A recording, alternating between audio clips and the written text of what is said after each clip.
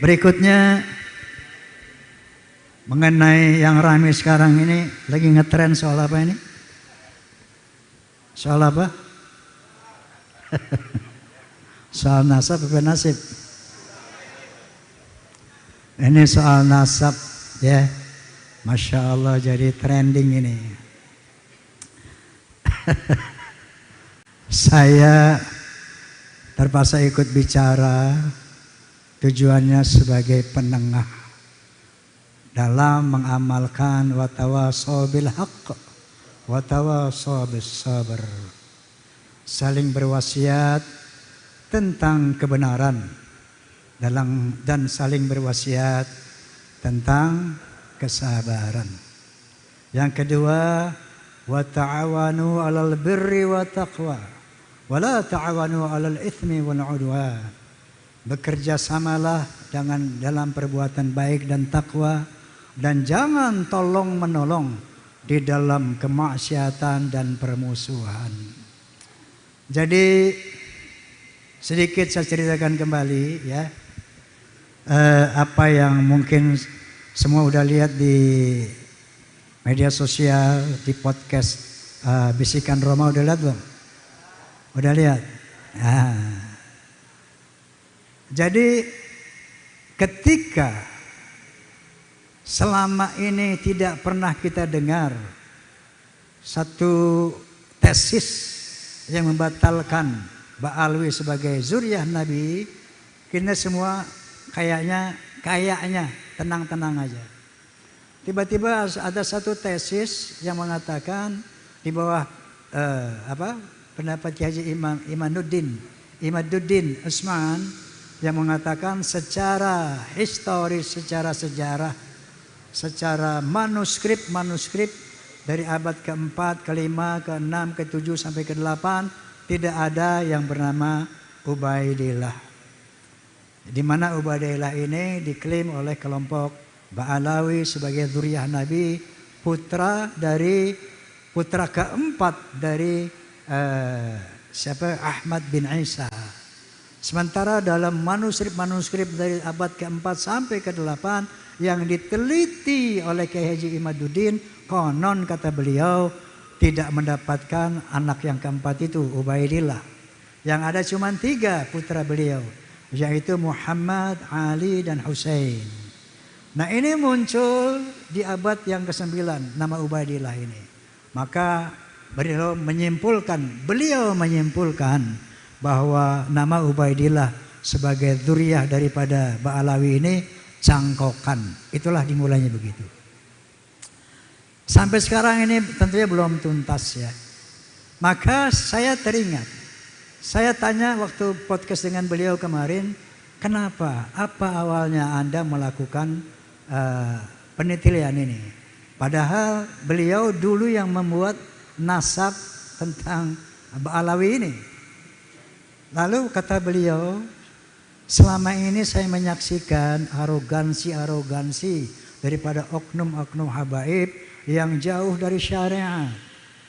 Jadi membuat doktrin-doktrin yang sesat, menyesatkan. Seperti apa misalnya? Misalnya kita sering ada viral di sebuah video. Ada seorang habib berkata begini misalnya. Itu ada tukang kacang namanya Maman. Itu si Maman ini nggak beres ibadahnya.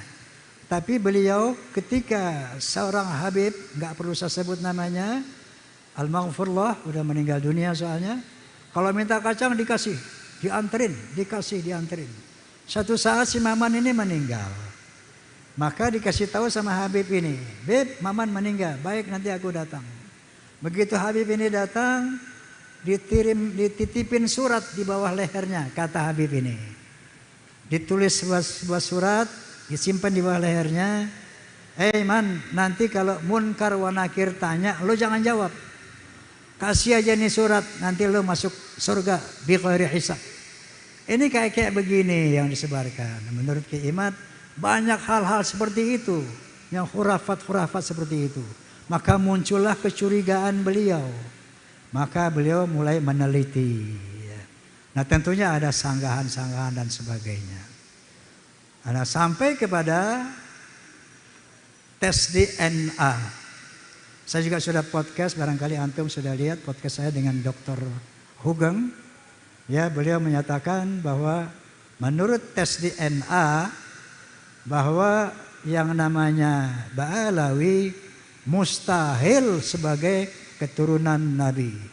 Mustahil sebagai keturunan Nabi. Ini menurut pendapat Dr. Hugeng. Dan ternyata Najwa Shihab pun telah bersaksi di media bahwa beliau telah mengadakan tes DNA.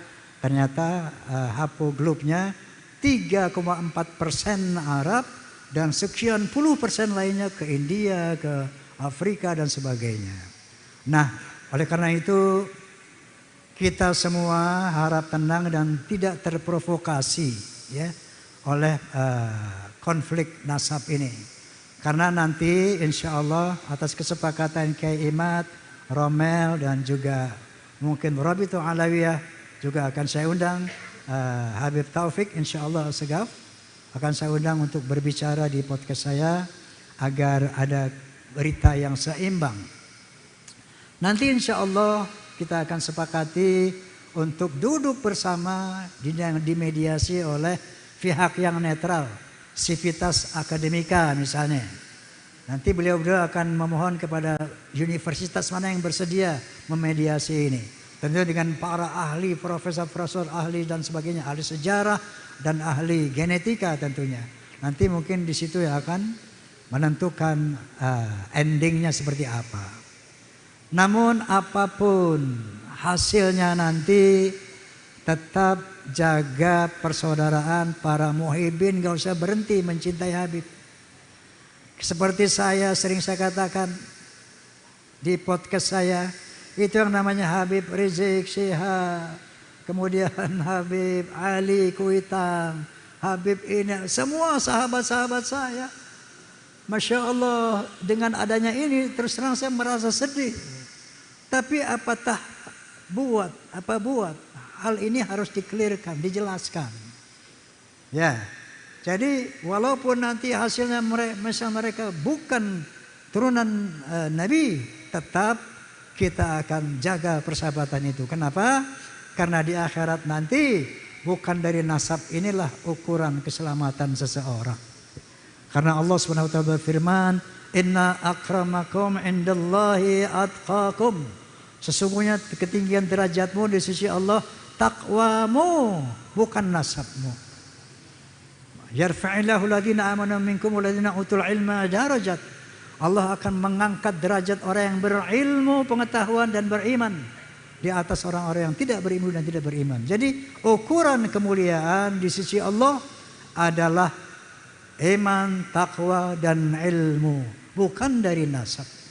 Bahkan Nabi sallallahu alaihi wasallam sendiri bersabda, "Al-jannatu lil muttaqina walau kana 'abdan habasyian, wan naru lil 'asina walau kana sayyidan quraisyan hasyimian."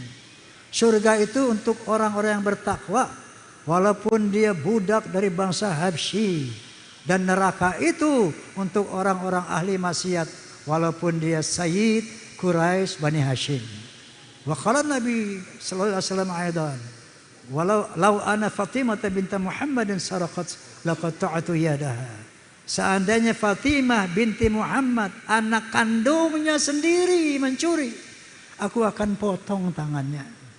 Jadi ternyata menurut Al-Quran dan hadis tidak ada privilege, tidak ada keutamaan nasab itu kecuali iman dan takwa. Nah, dalam rangka inilah watawassaw bil haqq watawassaw bis sabr. Kita saling berwasiat tentang kebenaran dan saling berwasiat tentang kesabaran. Mau zuriyah mau bukan, tetap muhibbin jangan putus dengan habib-habibnya. Ya, tetap jaga persaudaraan, tetap jaga persahabatan.